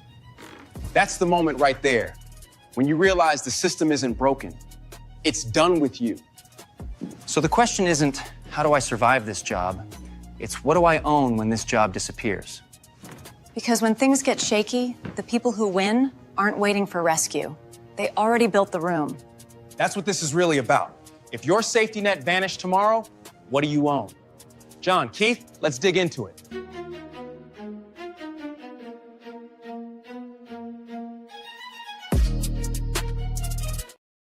Joe, I gotta come right out of the gate. And so what I own, get after, is bro. the fucking skill sets that fucking made me me, and I'll do it again, and I'll fucking do it tomorrow. I love you. That's exactly it. Joe, you're next. You can't take those away, baby. You can't take those away. Yeah. You can't take those years away, brothers. You cannot take those years away and those skills away. Yes, yes. Because here's the thing, Johnny, I'm so glad you brought that up, man, because right now, and as we know, guys, AI in the world is changing quite rapidly. And there's trades and blue collar jobs being affected, health and fitness being affected, finance and money jobs being affected, sales and client. And there's a lot of men waking up 35, 40, 50 going, holy fuck, I don't got a job anymore. So I love the fact that, John, you said, and even Joe, you took your skills and did something with it. My invitation to men out there listening is to not be afraid of what might be coming and take your skills and learn into what's ahead of you. Joe, how would you comment on that? How would you encourage a man to wrap his arm around what he's learned, his experiences, and then get up and get after it and build something new? A job will pay you what a job is worth, never what you are worth. And that job is a false sense of security, especially the benefits that I call the golden handcuffs. The benefits of the golden handcuffs. You get out there, you have skills, man. And if you don't, invest in yourself. You are the single best investment you can make is in yourself. I don't know about you. I'm sure you guys did the same, but my personal development bill, it's got to be several $100,000. Courses, yes, courses, coaches, whatever, all of it throughout the course of my life is what made me me. And I invested all this to get to be able to sit right here with you guys having this conversation. Yeah. So beautiful, brother. So fucking beautiful. Because somebody has got information that I need, and if I pay them, I can get it really fucking fast. Yes. Yes. Thank you. Exactly. Yes. I think it's a golden era for guys like ourselves to monetize ourselves and take control of ourselves, Joe, because you know the great equalizer has been AI and artificial intelligence. We talk about it on the show all the time. It is the great equalizer because if you're not keeping up, you're getting left behind. But if you're somebody like John with all of his experience, myself, yourself, all that experience tied into the great equalizer, man, you can have a platform that leaves everybody behind. So I guys, you dropped some nuggets there, which is take control of your shit. Own it. Don't run away from those skills. Package them up and remonetize them for the future. Right. So, Joe, I mean, on that level, just for people listening, think of a problem you solve for yourself. Yes. And then if they're going to look around, a lot of other people have those fucking problems. Well, teach people how to solve that fucking problem. They will pay you. Fuck, that's a nugget, Anderson. That is so good. Let's actually go into that. So, guys, John, is in the world of peptides, and he knows that men are curious and need to learn about that, right? So, John has a problem for himself. He solved it. Now he helps other men. Joe's had a problem during his life. He solved it. He's helping other men. We know there's people that want to start live conversations and live shows. We do this for 2 years. We have learned how to solve this problem. Now we're doing it for others. So, John's bang on, man. You all are doing something right now in your job where there is a problem being solved. Fuck, man, take that into your own world and solve it for other people. Joe. Exactly, man. You could do it yourself by marketing your own skills. The thing is, I feel like a lot of men feel these feelings of less than, these feelings of not good enough, these feelings of not worthy that really haven't been addressed and really don't really see how brilliant they are. Yes. Joe DiBianca, we're wrapping up, man. I'm full of gratitude. I can speak on behalf of John here too, but I'm full of gratitude for your time here today. You've just dropped some nuggets left and right. When you think about your legacy, and when you think about what you're going to leave behind one day, whether it's the stories, whether it's the memories, not just professionally, but Joe, as a man, what do you want people to say about Joe DiBianca after you're gone? Joe did exactly what he wanted to do, exactly how he wanted to do it, and he never held back on anything. Yeah. Johnny? There you have it. That's good shit. Yeah. I like Yeah. it. I love you guys. I appreciate being here. I was so excited to come on this podcast today. Thank you so much for having me. I'd love to come back anytime, gentlemen. Thank you. Awesome. Yeah, so I'm not sure what podcast you're on because Keith and John host a live show. But if you want to go into a podcast that's recorded and it's boring, you can go into podcast. But Keith and John do a show like no other. So you're welcome back on our live show experience that just changes the game of live morning shows. You can go to the boring podcast any day you want, Joe DiBianca. And Joe, Thank just when someone calls it a podcast, he rips them pretty hard. Pretty gentle because he likes you. DiBianca, you've been awesome, man. Such a big fan of you, and I hope you'll come back and hang out with us again sometime. I love your nuggets. I love what you're dropping for us. Anytime, guys. Anytime. I'm always here. I'd love to join you anytime. Thank you. Awesome. Yeah, but awesome. I was gonna say, real before you go, man, I was just saying, it just felt like we were almost starting and finishing each other's sentences with some of the shit we're talking about. Yeah. It was really fucking so fucking cool to connect with people that just align. So rock and roll, brother. Joe, how can folks connect with you, work with you? So I found you on, I think, was it LinkedIn or Match, but where can folks connect with you, Joe, and engage with you and hire you and work with you, pal?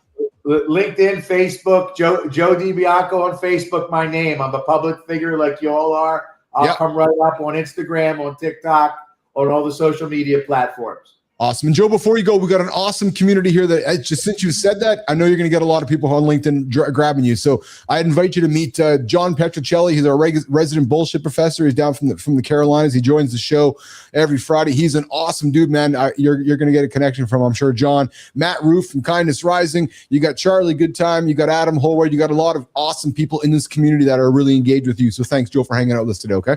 Thank you, gentlemen. All right, pal. All right, Joe's out of here, guys. That was awesome. That was awesome. Johnny, that was good, man. Great guest, man. Great guest. Energy, the way he flew in here. And I think we probably could have talked to him for an hour just on what happened like when he was in his 20s, but I wanted to move it into, because his whole life journey. You follow what I'm saying there? Yeah, no, what I liked about was, of course, the allure was talking about mob shit. Yes. But once you started to talk, you realize that was almost less interesting than the other things he was saying. To me, that's a sign of a good guest because they unpack something that you weren't expecting. Bingo, brother. Versus unpacking, coming in here saying, I help people not commit suicide. Oh, and by the way, I got this special fucking pill that changed my life. Oh, and by the way, it's a network marketing. Oh, by the way, holy Christ. You just gave me goosebumps because I can tell we're in sync and we have this chemistry between you and I with the show happening because I was with you because as Joe was answering, I'm like, no, I don't want to stay here because he's more interesting. Like, sure, we could have spent fucking hours talking mafia bullshit and all that kind of crap. But as he was unpacking, I'm like, oh my God, no, we got to walk towards the human. We got to unpack that and go unpack that and go unpack. And you were going there with me. So like, all right, let's keep going there with that was awesome, man. He's one of our good ones this year for sure. Yeah, no, and you can tell he's, the way that he spoke, he knows his shit. Oh, no question about that. Hey, so did you know how many so are you a battery guy? You got to use a lot of batteries in your house? The first thing that comes to my mind when you say battery, listen to this. Pretty fucking cool. This is fucking great. It's a story about a battery. So I'm telling you a story about a battery. Man, I'll drop a word and all of a sudden you and I love it. Tell me. This happened yesterday. Okay. This happened yesterday. Yeah. A fucking alert on my fucking phone that said, hey, you need to go start your fucking, 2000 blah, blah, blah, blah, Mercedes G63 because the battery's getting low. So it fucking alerted me to go start it. So I fucking started it. Popped open the fucking door of the garage, of course, started it. Yeah. And then it fucking turned itself off and sent me another alert saying you're good to go. Hey, well, my Jeep didn't do that a month ago. I just went out to start it and it didn't work. So at least your wonderful Mercedes said your battery is going to die. I'm sitting there going, fuck, what a relief. Because that's one of the fucking issues around here is go to fucking start a car and it won't fucking start. Like, God damn it. I just waited too long. This motherfucker will tell me. It's beautiful. Well, I know you do not spend any time in Costco, and I'm sure Terry doesn't even spend any time. And actually, I don't spend time in Costco. But did you know? Well, hey, Frankie, Tommy, tell us about batteries in Costco. Real quick. If you're going into a fucking department store, where it takes you fucking 7 minutes to walk from the front to the back. Yes. I got better shit to do with Oh, my time. you and me both, brother. I know. But here's the thing. Jimmy, let's run it. Let's get into it, boys. Did you know Kirkland AA and AAA at Costco are made by Duracell? Same factory, different suit, and your wallet feels the difference. Costco does not run battery factories. It contracts production to established makers. And for AA and AAA alkalines, that maker is Duracell. Same maker does not mean identical chemistry. Private label can be tuned. Duracell tends to last longer in tests. Kirkland stays close for less. For remotes, clocks, and toys, price per sell is the real battleground. Those devices sip power, pay for value, not branding. High drain gear gets Duracell, controllers, flashlights, emergency kits. Everything else, buy Kirkland in bulk and replace without thinking. Bottom line, choose by the job, not the logo, and your budget wins. That's your today's Did You Know? Back to Keith and John.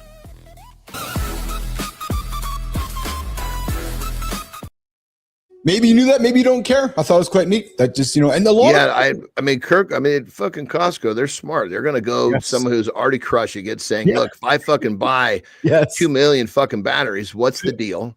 Wrap their own fucking label on. I mean, fucking Duracell probably labels it for them. Yeah, I'm sure. And they probably make a shitload of money for it too. Yeah. Oh, fuck. Yeah. Everybody's winning. Yes. It's just buying something in bulk. Yes. Yeah. Holroyd says, and I'm with Adam because Lauren leans into this now too. I stopped going to Costco for the $15 to 15, not even nothing. For the $15 to have it delivered, not only do I save the time and gas, I don't end up with the $100 worth of stuff that I don't need. Yeah. I just don't go. And Johnny, a new Costco just opened up like literally 3 minutes from my house. No interest to going there. I'm like, Lauren, you go. See ya. Bye. Have some fun. I'll be here when you're back. Well, dude, if a Costco opened that close to your house, they know that there's some fucking serious development coming your way. Well, that's exactly it, because there's a massive development happening. You're bang on. It's the biggest one, actually. I think it's the biggest one in Western Canada or Canada. It's a new model. It's massive. So, really, but, hey man, fun show today. What a fun fucking show. I really had a lot of fun today. What do you got going on today? Funny enough, I was like, we're gonna run out of time for Petra. I'm like, oh fuck, that's tomorrow. That's true. It is tomorrow. Yeah. We got I was thinking it was Friday. I'm like, God, Petro's sitting there going, what the fuck's wrong with this dude? I love it. What are you doing today? You gonna do a lift today or no lift today? What are you doing today? Today's a lift. So we're really kind of getting into cool shit now. I mean, obviously the youngest daughter just left. Yeah. Now one of our he's almost like a really close friend, but almost like a son. Okay. He's coming to stay for 2 days. He'll be here late tonight. Is that the fellow? Is that he's been on the show before? You trained him, didn't you? No. We have about 3 or 4 of these. These guys, because when it comes down to it, we connect with them when they're young. Yes. Right. And it's like, now he's fucking 33. So he's a full grown man. But this is when all the influence hit him. It was back, when he was a teen anyway. And actually with this one all the way into his, probably early to mid 20s, but different guy. Well, he's actually, I have a business with him too, which is cool. I love making money with friends. Yeah. So he's coming in for a quick stay. Then we're packing up on packing up on Saturday night to leave. He leaves Saturday, pack up on Sunday. He leaves Saturday night. Pack up on Saturday night after he goes, because we leave on Sunday to go to Carmel. We're gonna spend Christmas with my oldest brother, my mom. Yeah. And then then Christmas morning early, we're actually going to jet over to our oldest daughters to do Christmas with the grandboy. Fun. And then we got to fucking hustle back here, because then the 2 middle daughters are showing up Christmas Day. So it's good. And then I got another 4 days with them. So I'm like, this is the start of a fun little run right now. That's good. That's a lot of fun, man. I love it. I had a topic for today, but we didn't have time for it because we kept our guests longer. We'll put it on the table for tomorrow. You're going to like this one, actually. It's quite fascinating. We'll put it on the table for you, me, and Petro. But Johnny, human evolution, and Petro, ears up on, I'm brewing for another 23 hours. Human evolution, John, is falling out of sync with modern life. New research is making. In other words, modern life is racing forward, and human evolution is not keeping up with it. So if you think about that, that's we talk about it with our brains all the time. Yeah. So our brains were fucking designed to keep us alive. We don't need that design anymore. I knew you were going to. So that's exactly what the research is talking about. So, and there's some interesting things there. So Petro, ears up on that one. We're going to have a conversation tomorrow because it's actually fascinating, the effect it's happening, and should we be slowing down? What has to happen? Like the 4 pillars, right? Fertility, immunity, cognition, and physical capabilities. The world's moving so fast, yet our bodies were designed for things. So that's tomorrow's chat, man. That's gonna. Well, dude, and the crazy part is that up to this point, it's actually evolved pretty fucking slow. Yes. Now that AI is hitting, now we're going to start moving fast. Yes. So, I mean, we're just at the fucking, like the front door of serious evolution. Yes. And our brains are already fucking tens of thousands of years behind. It's true. Yeah. So we're going to have that chat with you, me and Petro tomorrow on the big show, Mornings in the Lab with Keith, John, and friends. And then after you leave, pal, I got a topic that I'm going to throw on the table here. Active listening is a lie. And here's what actually works. So you know what? We've all been taught how to actively listen. It's a fucking lie, man. And I got an opinion on it. So we're going to talk about it. Define active listening. Well, so active listening has often been defined as mirroring you, parroting you, but so if you're sitting like this, I'm going to sit like this. If you're leaning in, I'm going to lean in, right? And if you're doing certain things, it's that active, it's showing you that I'm listening. But what actually happens is that most folks are thinking about what they're going to say next or parroting you, not actually listening. Because what we're doing is we're so focused on, okay, I got to show John that I'm listening to him. Okay, I got to show John that I'm listening. I got to lean in. I got to be active. And then John says something to me. Oh, fuck, what am I going to say? Because I was too busy not really listening. Or I'm too focused on what I'm going to say next to you and actually not listening to you. Yeah, that's the majority of people right there. Yeah, that's why I said to you, you are a good listener. Regardless of what Terry says, you don't, because you take it for granted, but I will say things you will pick up on, and so will guess, right? And and they'll say things that you'll pick up on, you'll tune into. Actually, Melissa and I were talking about it off the show one time. You are a really good listener. I'm a good listener. And I don't mean that in a bad way. I'm not trying to be braggadocious, but somebody at my house this Saturday. He's like, dude, you're a good listener. I was like, well, why is that? He goes, because you're giving me thoughtful questions. You don't pretend like you're listening to me. It's exactly what he said. He says, you're not pretending that you're listening to me. Mm-hmm. Right. Yeah. And I think a lot of active listeners, John, it's pretending. It's like parroting. It's performative listening.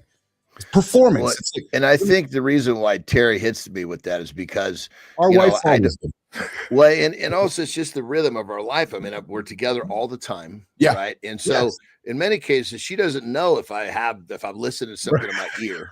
Yes. And so it's like, so the idea that she'll say something and I mean, I'm not trying to, shift blame, but it's a two-way street in the regards that with the way that our rhythm of our life is, it would be easier to solve that problem if she was to find out, or I would, to give her the okay that it's a good time for me to listen.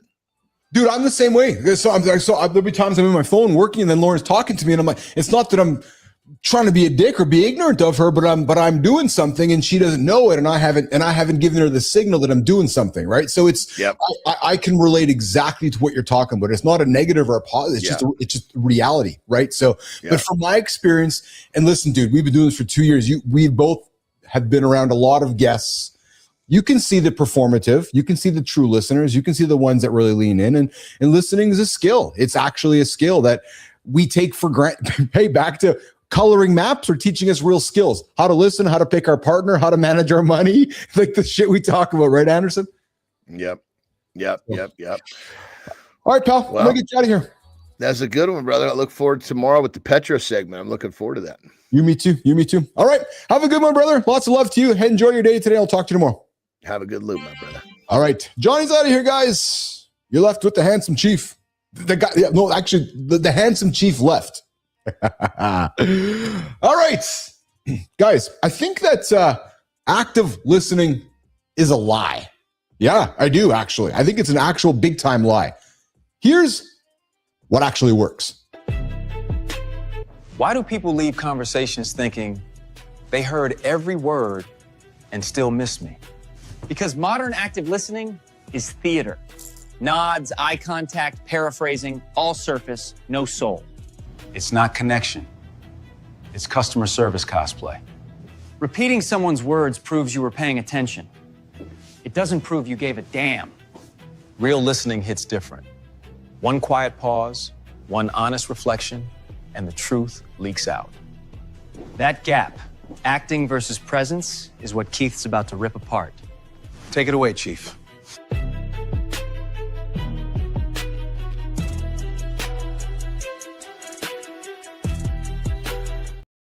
All right, so I'm going to say the quiet part out loud. Yep, ears up, everybody. Ears up, nation. Ears up, Petro. Ears up, good time. Active listening is mostly a performance. Yeah, it might potentially piss most of you or some of you off. Because you're all thinking, what the hell do you know? Well, I listen for a living. Because here's the problem. Most people think listening is something you do with your face. Hang on that for a second. You nod, eye contact, paraphrase like a human tape recorder. But then somehow the person talking, well, they somehow still feel completely unseen.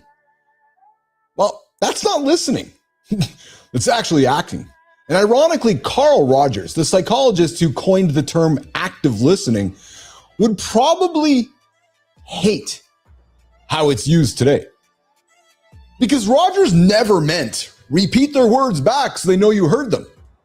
Actually, Rogers despised that kind of parroting. He called it wooden mockery.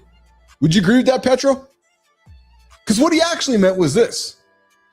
Mine's mouth, I do brush my teeth. Yes, every day, twice actually. Because what Rogers actually meant was this. The activity of listening isn't external, guys.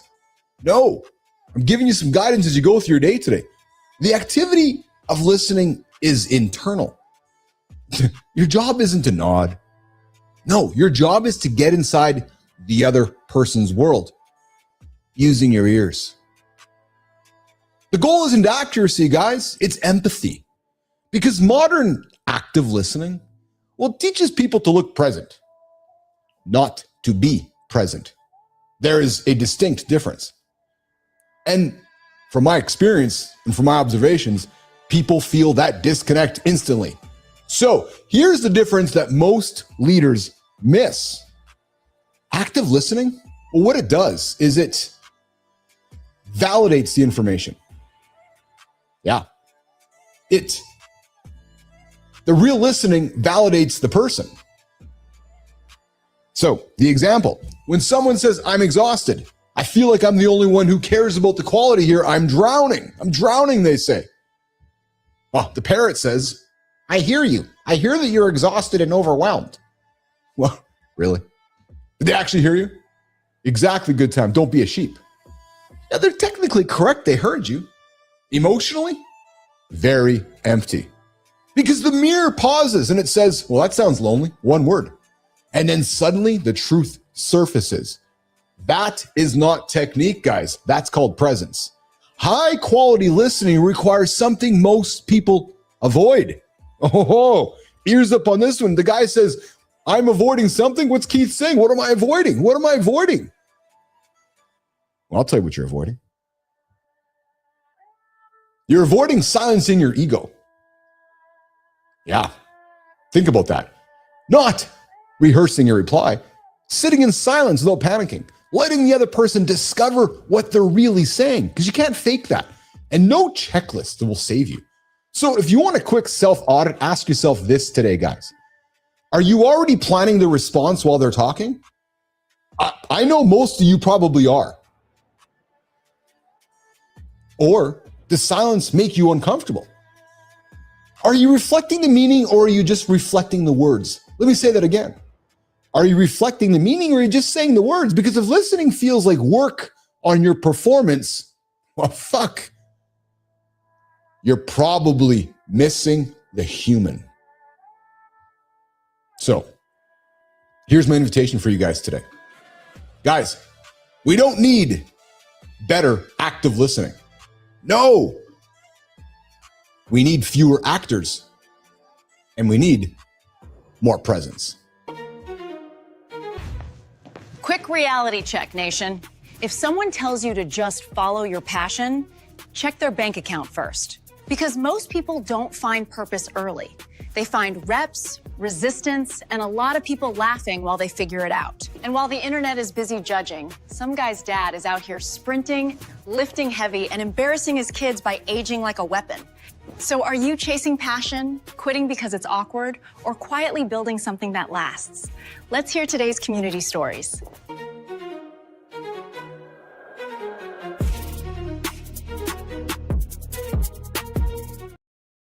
All right, Bills has a rant. Hey, Marcus, I see you out there, brother. What's going on? Marcus Devlin, gonna queef out of my dick, bruh. Yeah? I see your AI slop comment. Marcus, I think you're full of shit. Yeah, true story. It's actually not AI slop. It's actually creative output. Probably more than you've created today. Yeah, true story. Just saying. Hey, so looking at Petro's comments here, yes, and it's interesting that fake active listening might be the evolved response to receiving bullshit from speakers. Both the bullshitter and receiver are performing their own acts. Yeah, true story. I think that actually, yeah. And then Robin says, keep feelings out of it. And then off topic, but do you have to do, wait, good time, what the heck? Yes, good time. How did you know? Do you have a fucking hidden camera in my Jeep? I do this 3-finger wave when I'm driving the Jeep. Oh, I love it, Charlie. That's awesome. All right, guys, let's start the community corner conversation. Oh, hey, guys, you want to join the show? Hey, Marcus, you want to join the show and have a conversation about AI slop? 431. Jimmy, put it up there. Let's invite Marcus to the show, but he's not going to call. No, I don't think he's going to call. He's too busy queefing out of his dick. Yeah, because he's just too busy doing his shit. Marcus, but if you do want to call, the phone lines are open. You're invited, but you're probably not brave enough to do that. 431-300-3005. I'd love to have you join the show. True story. Yeah, the Jeep Wave. It's exactly at Holroyd. All right, Scott Galloway. Hey, Melissa, didn't we have Scott Galloway on the show? I feel like we did. No, I don't know. We've had so many people on the show, sometimes I forget who's been on here. But Scott Galloway at 60 shares his biggest regrets. The top one, people are too hard on themselves over things that were mostly luck. Anyone telling you to focus on passion is probably already rich. Passion follows mastery. The real question, can I be good at this and make a living? Guys, your 20s are your workshop. Few people know their purpose early. You join strong platforms, you work hard, you learn, you surround yourself with smart people. But there's only 1 in 7 businesses work. This guy started 9 companies. Yeah. And making decisions, taking shots. No decision is worse than a wrong decision. But that real masculinity, it's de-escalating conflict, protecting people, taking blows without restoring ego every time. Here's the question for you. Would you sleep with yourself? Your hygiene, your gym, your appearance, your respectable behavior? Because if you wouldn't, well, I don't know. So when things go well, recognize the luck. When they don't, forgive yourself. Nothing is as good or bad as it seems. And here's the question, guys. Are you chasing passion or are you chasing mastery? Good morning, everybody. I see you guys all out there on X this morning. A big show here this morning on X. And then Melissa says, now I'm going to be self-conscious about nodding going forward because she's thinking that she's not actively listening. I'm going to call you out there, Neiman. Oh, I got somebody here in the community joining the show right now. Fem Yaz, hello. Do you support trans rights? I support humanity. Yep, true story. I support humanity. You got a heart? You got love? I love you. I actually don't give a fuck where you sleep. I don't give a fuck who you have sex with. If you're a human and you're full of love, you are welcome in this lab. If you've had your journey in life, if you've been kicked out of places, you are welcome here. Safe space. Right? True story. Yes. Good time. The wave was started in the military with the Jeep. Is that what it was? I still drive around in the fucking road, say people are waving at me. I'm like, no, I know I can't see out of the windshield because it's all cracked, but I'll still wave at you. All right, let's keep the conversation going over on Substack. Giacone. How do you say that, Melissa? Giacomo? Giacomo. How about the accent? Giacomo Falcone watches a viral video. Woman walking up a downward escalator. His first thought, oh, I can't say that out loud. She's dumb. And then he reconsidered. Maybe she couldn't find the up escalator in a confusing crowded building. But then as he keeps watching, his perception shifts from ridicule to respect. She's technically wrong, but she's damn persistent. And there's people filming, mocking. What does she do? She keeps going anyway. The escalator becomes a metaphor for entrepreneurship. Oh my God, is it ever? Constant judgment, constant mockery, constant blockers, constant obstacles. What do? You keep fucking moving. And that's what she did on the escalator. So what you want to say to yourself is scan those snap judgments. They're shallow. Take a moment to consider alternatives because it might change your perception. And here's the reality, guys. The persistence can be admirable even when you're technically wrong. Ask yourself this. What are you quitting because people are laughing at you? Because if you're going to quit because people are laughing at you, don't. Come on the show. Let's talk about it. Don't fucking quit. Unless you're John Cena. Tap out. Adam Holroyd joining us in the comments. I got a crack in mine too. Happened 2 weeks ago. Got to go in tomorrow morning to get it replaced. Adam, true story, man. I had my Jeep cracked a number of years ago. And as I was driving back from the windshield place with the new windshield, a stone hit my brand new windshield, re-cracked it. True story. I was like, well, fuck that. So I haven't cracked it since. It's exactly what happened. I think I have had my windshield's been cracked for about as long as I've owned the Jeep. Yeah, don't hold it against me. Yeah, just saying. All right, Substack. No, we're going to move over to LinkedIn. Last one. This dad does it right. Does he really, though? Does he really? Well, Lottie White works out with her 67-year-old dad. He does 400-meter sprints, plays tennis, lifts heavier than her, then wrestles with his grandchild. His why? Well, being healthy is his top priority so he can show up for everyone he loves. The longevity rule 1, keep life simple. Avoid unnecessary stress. Keep perspective when life is tough. Hey, let's go back to our guest today on the show. Do you think that he did not have to wrap perspective around his life? Working for mafia bosses, cocaine addiction, porn addiction. I suspect that he kept moving. And as he kept moving, he worked his way out of shit. Right? So if we go back to our Lottie White, rule 1, keep life simple. Rule 2, keep moving consistent. Rule 3, eat like it's the 50s. Real food, more meals, less snacks, low sugar, and indulgence every now and then. Guys, what's the greatest gift you can give your family? Being healthy enough to show up or not? And will your kids ever have to take care of you, or will you be wrestling with your grandkids? That's the question we have every single day. And it's the question I think that Maya asks herself every now and then. Jimmy, before you get out of here, I see we got somebody, Fred Uckers. What's going on, Fred Uckers? What is this place? Yes, Good Time answers you correctly. This is the place to be. Like and subscribe. Fred Uckers, welcome to Mornings in the Lab with Keith, John, and Friends. I'm your host, Keith Billis. Over there is John Anderson. John stepped out of the lab here. This is a live morning show to help you guys get up and after it. Live, 8 o'clock Eastern time, right here on LinkedIn, right over there on YouTube, and right over there on X. And Frank, Fred, I see you joining us on YouTube, man. I appreciate you hanging out with us today. Fred, where are you joining us from here today? And we got somebody else. We got Matt Sapero, 1896, joining us on YouTube as well. Go vegan and stop eating rotting corpse chunks, and your life will be better in virtually all possible ways, and you'll no longer be participating in the ripe torture and murder of innocent babies. There's Matt's comments coming to us. Hey, you guys want to join the show? Jimmy put it up there, 431-300-3005. Yes. Hey, Fred, you stumbled by here? We have phones on this show. It's like 1985 right now, live. Yes, I'm from Earth, I promise. I appreciate you, Fred, and so am I. 431-300-3005. Come join the conversation. Jimmy, Maya, walk me out of here. Today wasn't about passion. It wasn't about being right. And it definitely wasn't about motivation. It was about doing the boring thing long enough for it to start working. Fellas, fall in love with the boring work. Your future self will thank you. See you next time.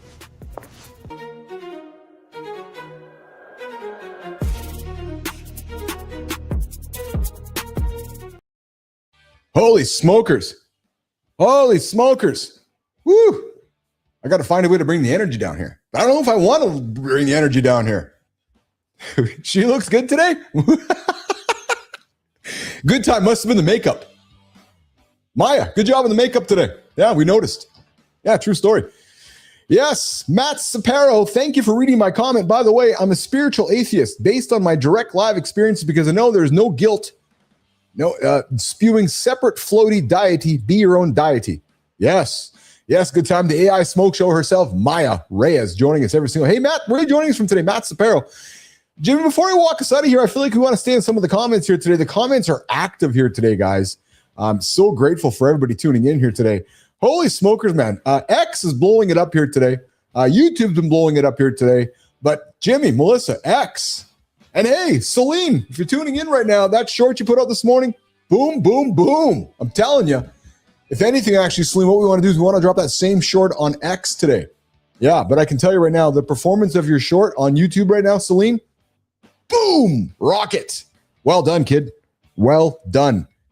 Yes. Okay, tomorrow we got the doc. To those of you guys that don't know, the doc, Dr. John Professor, joining Keith and John, 8:30 Eastern time for our fireside chat. One of the things we're going to talk about is how human evolution is falling out of sync with modern life. New research warns. Matthew Hawker show. I'm doing a big fat smelly poo just in case anyone wanted to know. Awesome. You know what, Matt? I got to be honest with you, brother. That's actually not very original. Can I tell you why? So we have a co-host. His name's John Anderson. Yeah, he actually shits live on the show. He actually leaves the show and goes and shits on the show and tells us all about it. So this is a show, Matt, where you're going to hear more about shitting than anywhere else. So I'm glad that you shared that with us, Matt. But it's actually, there's really nothing eventful by your comment. Would you agree, Jimmy? Like the comment is kind of just like lame because the comment is like, well, that's just normal for us. Yeah, it's just normal. Angela's joining us from New Zealand. Love from New Zealand. What's your channel about, bro? Angela, you're joining us from the future. I love it. I love it. I love it. I love it. Oh, and Fred says he's also doing the same thing. Oh, wait. That is what he's saying, in fact. I'm kind of lost you there, Fred. And then Good Time says, Keith, do people leave rubber ducks on your Jeep like in the U.S.? No. I don't know anything about that. Horoy, do they leave rubber ducks in your Jeep? What are you talking about, Good Time? I don't know what you're talking about. And then we got Sonder Kia, Aura. Yeah, I don't know what that means. Maybe it means hello? I'm not really too sure. Angela joining us from New Zealand in the future. How's the weather in New Zealand today there, Angela? I'm in a blizzard right now here in Manitoba, in Canada. Kira Oasanda. Yeah, I have no clue what the hell that means, Jimmy. Maybe you can help me out with that, but I have no clue what that means. Funny. Okay, so Petrol joining tomorrow. I see Melissa typing. We got some words coming up here to educate me, I'm thinking. Yeah. Active listening happening here live on the show. They're New Zealanders communicating German. Oh, no, Adam, I have never heard of ducking. Not with my Jeep. Oh, really? I have no clue what the hell you guys are talking about. This is fascinating to me. All right, it's 3:55 a.m. Angela Williams, 3:55. Oh, yeah, I guess so in New Zealand, eh? Very, very much so. German, Fred Uckers. Cool. Okay, well, listen, I feel like I'm just talking for the sake of talking, and I've always vowed that if I'm talking for the sake of talking, it's time to go. Because we have a show to do, which is talking with intention to always provide value. So let me wrap it up, guys. If you're new here, I got an invitation for you. Like, subscribe, comment. You're already commenting, so I invite you to like and subscribe to our channel. It is called Mornings in the Lab with Keith, John, and Friends, and we go live 8 o'clock Eastern time in North America. So my friends in New Zealand, hey, Jimmy or Melissa, if it's 8 o'clock Eastern time, what time is that in New Zealand? Can we do some quick math for our folks? Live 8 o'clock Eastern time in North America, which means I'm not fucking sure what time it goes in New Zealand. Adam says, Jeep owners leave ducks on their people's Jeeps. It's a feel-good thing. Oh.